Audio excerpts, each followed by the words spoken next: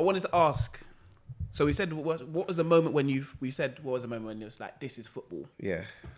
And this is what you feel like you could be doing. What is the moment that you felt like you arrived as a football player? So you stamped your authority like, okay, cool. I'm here, I've arrived, this is me. I'm here. I think when I've seen my second year at Cov, I started playing and I broke the clean sheet record. I was like, yeah, like, this is me. Like, I'm here now. Do you know what I mean? Like, I thought like I became a bit of a mainstay in the team. Who did we play? Was it Bradford away? Yeah, it was Bradford away. On a Tuesday night. And it was one of them tough games and I was just coming, collecting crosses, whatever. 2021, like, unheard of. And I was like, right, like, I'm here now. And then I think that's when I had people talking. Like, this kid's got a bit. Don't know where that bit's gone now, but do you know what I mean? Like, freaking out. And the conversations have stopped, didn't they? Freaking out. Happens. That's called balls racist, but that's another conversation. Oh, yeah. That's true. Yeah. Well, yeah, it is what it is. So, yeah, that was probably where I felt like I've gone, yeah, I'm here now. Do you know what I mean? Like, this is me. The moment I felt like I arrived or respected was, I'm going to say, and it wasn't even in a match. Because sometimes you don't gain your respect in a match day. Yeah. It was training session. I was 18 or 19, so I'd have been at Palace. I told you the story before. But match, you know how you do the match prep on the Fridays? We had Swansea the next day in the Premier League. This is when Swansea were at their peak. Yeah. So we were Swansea, the first team that was starting the game on the weekend. Palace were themselves. Yeah.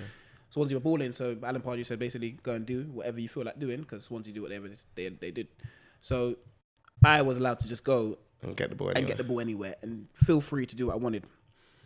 And essentially, I just dominated the training session to the point where we're doing match prep, but he's just said, it's now a game. Just go and carry on doing what you're doing, And then after the training session, he's coming to our change room, because we're in the 23's change room. He's coming to our change room and come and said, yeah, get your stuff. You're traveling with us. You're crazy. Yeah, get your stuff. Come right now. You're traveling with us. Didn't have anything booked. Didn't have any of my stuff with me.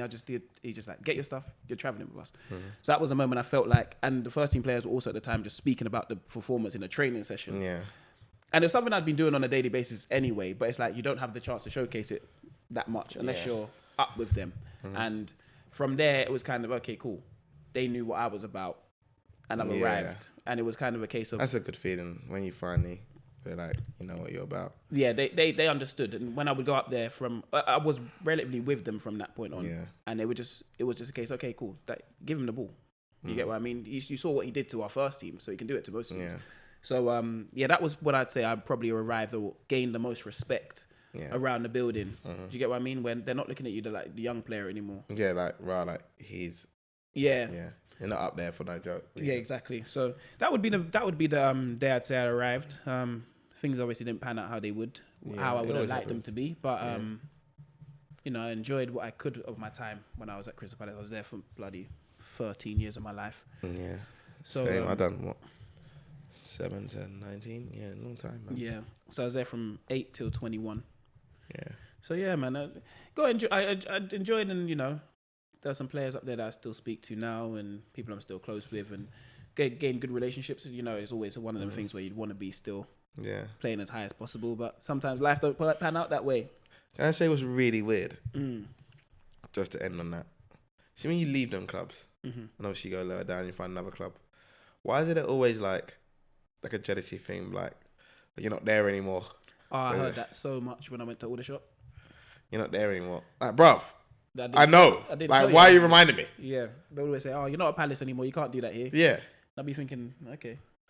I remember I did a training session at Bury with Kevin Blackwell was the manager at the time. And I passed it to the centre-back. It's my first day, by the way. Man beats it and goes, doo! Like, beats it, that's a whistle. He goes, no.